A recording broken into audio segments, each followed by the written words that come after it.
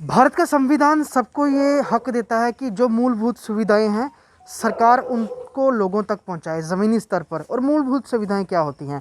Proper सड़कें हो, नालियाँ बनी हो, पीने का पानी साफ आए, इलेक्ट्रिसिटी हो, ये मूलभूत सुविधाएं मानी जाती है। इसके साथ एजुकेशन है, हेल्थ सर्विसेज है, ये चीज़ें होती हैं। लेकिन जम्मू कश्मीर की बात करें, जम्मू कश्मीर अब यूनियन टेरिटरी है। कुछ ऐसे इलाके हैं जो कि पिछले कई सालों से बिल्कुल पिछड़ेपन में जी रहे हैं, और ऐसे ही इलाके में भी मौजूद हैं। जम्मू का सत्तवारी है, ये जो आप पैच देख रहे हैं, ये आज नहीं बल्कि कई सालों से ऐसा ही है। इलाके के लोग यहाँ पर मौजूद हैं और इन्होंने हमसे बात की कि हमारा ये मसला जो है आप सरकार तक पहुँचाइए, और इसी की तहकीकात करने के लिए हम इस इलाके में आए थे। वाकई जो ज़मीनी सिचुएशन है वो बेहद बदतर है। क्या नाम है सर आपका? विकास चाड़क। कितनी देर से यहाँ ब्लैक टॉपिंग नहीं हुई है?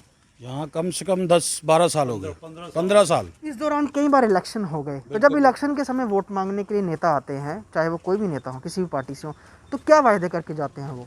बस यही वादा है कि हम अभी बनाएंगे सड़क, लेकिन वो अभी कभी नहीं आता उनका। सर आपका क्या नाम है? मैं डॉक्टर DS चाड़क हूँ। मैं सीनियर सिटीजन हूँ जी। और इस गांव में for the last 15 year we have approach to everybody. जी। कांग्रेस को भी अप्रोच किया, बीजेपी के MLA को भी अप्रोच किया, और जहाँ पर एडिशनल DC वो आए थे जहाँ की सिचुएशन देखने के लिए, और आई हैव पर्सनली वहाँ इनको ड्रॉप करवाया, और we have shown the all problems of this area. लेकिन किसी ने भी, सब ने यही कहा कि इसको करवा देंगे, पैसा सैंक्शन हुआ है, ये हो जाएगा। लेकिन अभी ये रेनी सीजन भी आ गया है, लेकिन they have not done anything. कुछ भी काम नहीं यहाँ पर किया है। और every time they have promised, ये मॉडर्न विलेज इसको डिक्लेयर किया गया है।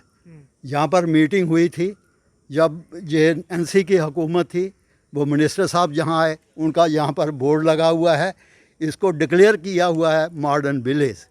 आप सिचुएशन देख सकते हैं मौके पर कैसा ये मॉडर्न विलेज है। मेरे ख्याल it is very close to city, it falls under the city area.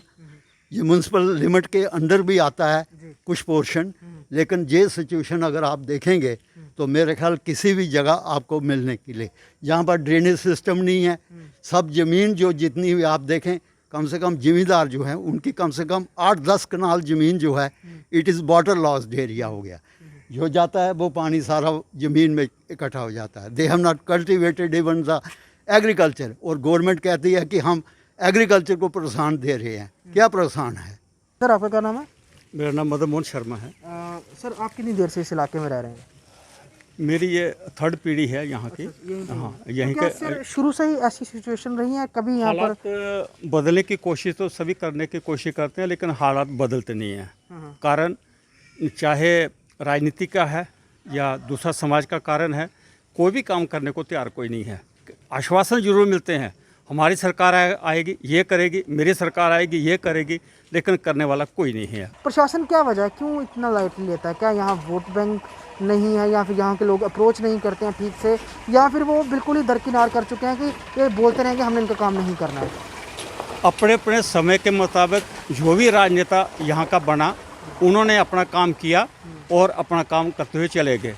लेकिन जनता किस तरह की रह रही है इससे किसी को कोई मतलब नहीं है। उनको अपना वोट बैंक देखना है, उनको अपनी गद्दी देखनी है, उनको अपने आप को देखना है, किसी को नहीं देखना है। उनके वर्कर जैसे भी हैं उनको देखना है, चाहे वो किसी धंधे में लिप्त हों, उनसे कोई मतलब नहीं है। समाज हमारा कहाँ जा रहा है किसी को कोई नहीं जानता। ड्रग्स लेता है कोई मतलब किसी को नहीं है। लेकिन हमारा प्रशासन या दूसरे जितनी भी यहाँ पर एजेंसीज जो काम करती हैं, वो सिर्फ एक कोरा कागज़ के तौर पर इस्तेमाल करते हैं। बाकी कोई भी सही मायने में एक ग्राउंड लेवल के वो काम करने वाला यहाँ पर कोई नहीं आया, ना कोई है। क्या स्ट्रीट लाइट्स लगी हैं, मतलब पोल्स पे स्ट्रीट लाइट जलती हैं? यहाँ पे लाइट जलती है? लाइट ये कम से कम भी कोई 5 साल पहले का ये शुरुआत हुआ था, और 2 साल तक चला। उसके बाद जैसे जैसे जो लाइट ख़राब होती चलेगी, उसके बाद रिपेयरेबल है ही नहीं है। साफ तौर पर back to village Jammu Kashmir प्रशासन जो है सरकार वो लेके आई थी। बैक टू विलेज इसलिए था कि जो ब्यूरोक्रेट्स हैं वो तमाम गाँवों तक जाएँ और लोगों के जो ज़मीनी मुद्दे हैं वो उनको समझें, उसे सुलझाने का प्रयास करें। जम्मू शहर के बिल्कुल पास का इलाका है, सतवारी ज़्यादा दूर नहीं है, अप्रोचेबल है। कई ब्यूरोक्रेट्स यहाँ से मुझे नहीं लगता कि शायद नहीं गुजरते हो, बहुत बार गुजरते भी होंगे, क्योंकि बहुत VVIP इलाका आसपास भी है। पोल्स हैं, लाइट मुझे तो दिख नहीं रही यहाँ पर, और सड़कों की हालत ये है, ड्रेनेज यहाँ पर है नहीं है।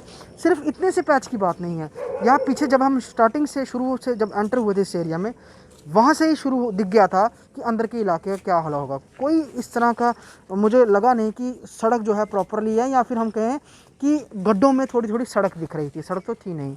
बुरी हालत में है लोग। इसी रास्ते से बच्चे निकलते हैं, स्कूल तक जाते हैं, जो इमरजेंसी जो मेडिकल जो सर्विस हेल्थ उसके लेने के लिए वो लोग भी यहीं से गुजरते हैं। तो आप अनुमान लगा सकते हैं कि सतवारी जैसे इस इलाके का ये हाल है।